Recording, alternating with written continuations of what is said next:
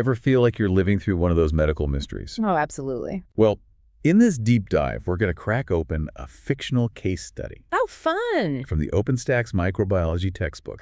Great textbook. You can find a link in the description. Very handy. But we're going to use it to see how doctors diagnose those really puzzling illnesses. The times when it's not just a simple cold. Right. Right. It's like a puzzle. Yeah. Where the pieces don't quite fit at first. Exactly. And our patient today, a 65-year-old man named John, is a perfect example of that. He walks into the clinic feeling absolute awful. High fever, headache, chest pain, you name it. Even has some nausea and diarrhea going on. Oh, poor guy. He probably thinks it's just a nasty flu. Yeah. Especially since he admitted to skipping his flu shot this year. That's a very natural assumption. But this is where things get interesting. You see, a good doctor knows that those common symptoms, they can be misleading. They could point to a lot of different things. So what happens next? The doctor doesn't just take John at his word and send him home with some cough syrup. No, not a chance. Remember, we're playing medical detective here. The doctor needs evidence before making any conclusions. Right. Got to follow those clues. So what kind of tests does the doctor order? Well, in John's case, the doctor ordered a chest x-ray to peek inside his lungs, blood tests to check for signs of infection or inflammation, and urine tests to assess his kidney function, and of course, a sputum culture. A sputum culture? Yeah, to see if they could grow any bacteria that might be causing trouble. Wow. A whole arsenal of tests there. So what did they find? Well, the chest x-ray showed something called extensive consolidation in John's right lung. Consolidation, that sounds not good. It's basically, it means there's something clogging up the air sacs, making it hard for him to breathe. And that finding, combined with his other symptoms, it all points towards pneumonia. Okay, so we're not dealing with just a simple cold anymore. This is getting serious. But what kind of pneumonia is it? Well, the sputum culture, that revealed gram-negative rods, which are a type of bacteria. So the doctor starts to suspect bacterial pneumonia. Seems pretty straightforward, right? Yeah, I'm following you so far. Bacteria, infection, pneumonia, it all connects. So the doctor prescribes antibiotics, and John gets better. Hold on, that's where the plot thickens. The doctor prescribed clarithromycin, a common antibiotic for bacterial pneumonia, but John doesn't improve. In fact, his condition actually gets worse, and he ends up in the hospital. Wait, seriously? But he was getting the right treatment. What could that possibly mean? That's the million-dollar question, and it forces the doctor to rethink their strategy. When an antibiotic fails, it could mean a few things. Maybe they're targeting the wrong bacteria, or maybe, and this is a scary thought, we're dealing with a resistant strain. Oh no, you mean like those superbugs you hear about, the ones that just shrug off our best antibiotics. That's a bit terrifying. It is a growing concern in healthcare today, and it makes cases like John's even more challenging to solve. So what does the doctor do now? They can't just keep throwing different antibiotics at the problem, can they? Exactly. They need to expand their investigation. So besides bacterial pneumonia, they start considering other possibilities like viral pneumonia or even fungal pneumonia. Okay, so the suspect list is growing, but they did mention those rapid flu tests earlier. What happened with those? Right. To rule out influenza, the doctor ordered those RIDTs, the ones that give you those quick results. But get this, they came back negative. Negative? But John was so convinced he had the flu. I know, but that's the thing about RIDTs. While they're helpful, they're not perfect. False negatives can happen, meaning you might have the flu, even if the test says you don't. Wow, so it's still a possibility. This case is full of twists and turns. And just when you think it can't get any more complicated, we get another crucial piece of the puzzle. The lab finally identifies the culprit from John's sputum sample, Legionella pneumophila. Legionella? Isn't that something you can get from like contaminated water systems or something? You're on the right track. Legionella pneumophila is the bacteria responsible for Legionnaires' disease, a severe form of pneumonia. Okay, so we have our villain, but how did John come into contact with it? And how can we be absolutely sure that's what he has? Well, to confirm the diagnosis, the doctor orders a urine test specifically looking for the Legionella antigen.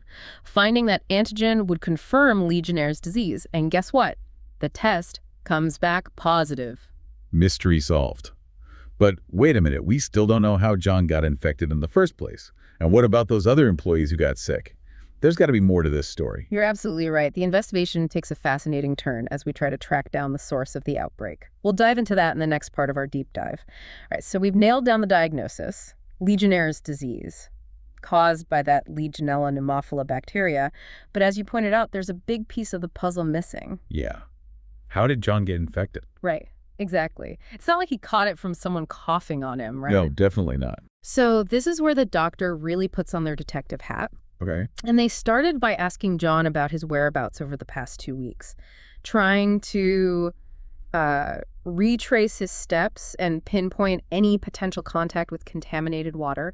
And remember those other employees that fell ill with similar symptoms? Yeah, I do. Well, turns out they all worked at the same home improvement store as John. Hold on. They all worked at the same store. That can't be a coincidence, can it? That's what the doctor and the health department were thinking. It raised some serious concerns about a potential outbreak brewing at the store. Oh. So while John was recovering in the hospital thanks to a new antibiotic called levofloxacin, the investigation shifted to that home improvement store. Okay, so this is where it gets really interesting. What did they find at the store? Were there like puddles of contaminated water everywhere? Not quite. The health department team, they meticulously searched for any possible sources of Legionella bacteria. And remember, this sneaky bacteria doesn't spread from person to person.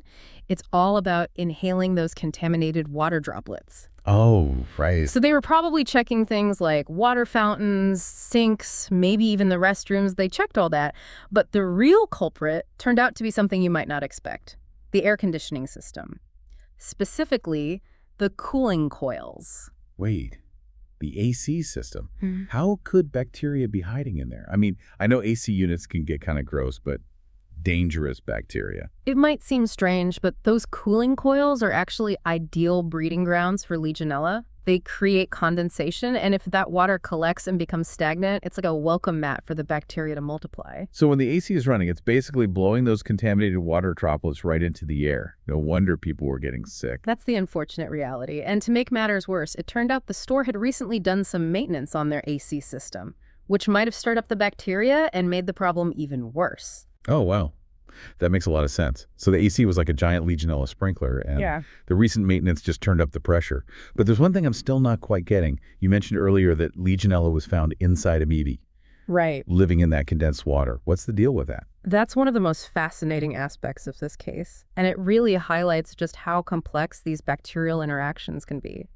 Amoebae are single-celled organisms that are commonly found in water, and they can actually engulf and internalize Legionella bacteria. So they're like these tiny Trojan horses carrying the bacteria inside them? That's a great analogy. And here's the kicker. Those amoebae actually protect the Legionella from disinfectants and even some antibiotics. It's like the symbiotic relationship that makes the bacteria even more difficult to eradicate. Wow. Nature's truly wild. So what happened next? Did they just shut down the entire store? Not permanently, but they did take swift action. The store immediately ordered a deep cleaning of the entire AC system, and they implemented a strict maintenance program to prevent future outbreaks. They also reviewed their protocols at other locations to make sure this didn't happen again. Yeah, it's reassuring to hear. So they tackled the problem at its source. But what about John and the other employees? Did they make a full recovery? Well, John eventually recovered enough to return to work, but he experienced lingering fatigue and joint pain for over a year. Over a year. That's a long time to deal with the after effects. It really highlights that even though Legionnaire's disease is treatable, it can still have a lasting impact. Absolutely. It's a serious illness that shouldn't be taken lightly. But John's case also raises a crucial question. How do we prevent outbreaks like this from happening in the first place? What lessons can we learn from this experience? That's what we'll explore in the final part of our deep dive. We're back for the final part of our deep dive into this Legionnaire's disease outbreak. We've seen how a seemingly simple illness can spiral into this complex medical mystery and learned just how dangerous those sneaky Legionella bacteria can be.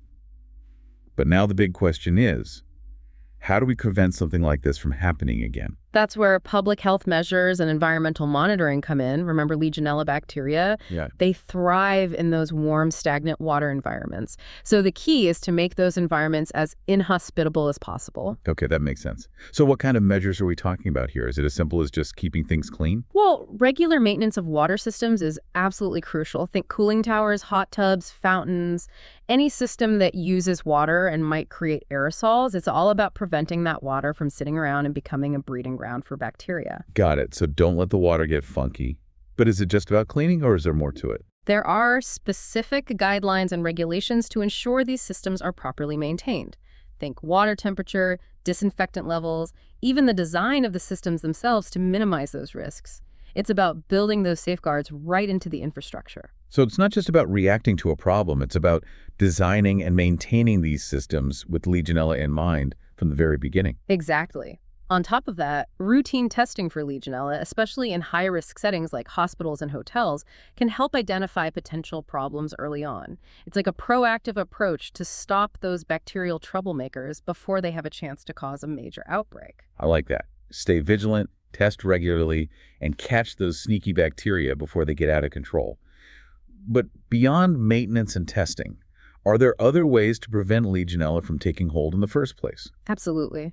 Some systems use filters to physically remove the bacteria from the water, while others utilize UV light disinfection to zap those microscopic invaders. And you know what? Sometimes it takes a combination of these strategies to create those multiple layers of protection. Wow, so it's a multi-pronged attack. Cleaning, disinfecting, filtering, zapping them with UV light, whatever it takes to stop them in their tracks. It's all about minimizing that risk of exposure. But there's one more crucial element: awareness. People need to know about the risks of Legionnaire's disease and how to prevent it. That means educating building owners and managers about proper water system maintenance, but also informing the public about those potential sources of exposure. Right, so it's a shared responsibility. Everyone needs to be aware and do their part to keep those pesky bacteria at bay. Exactly. It's like a community effort to protect public health. And it all circles back to what we've learned from John's case. This has been such an eye-opening deep dive. We explored the complexities of diagnosing and treating mysterious illnesses, learned about those amazing amoebae, and even delved into the world of public health and prevention. It really highlights that connection between human health and the environment. Something as seemingly mundane as an air conditioning system can harbor dangerous bacteria, and it takes a combination of scientific knowledge, medical expertise, and public health measures to keep us safe. Well said. So as we wrap up, what's the key takeaway message for our listeners today? I think it's all about awareness. Pay attention to your surroundings. Be mindful of potential sources of exposure, and if you experience symptoms like those we discussed today, especially if you've been in a place where you might have been exposed to contaminated water, don't hesitate to seek medical attention. Great advice. Early detection and treatment can make a world of difference.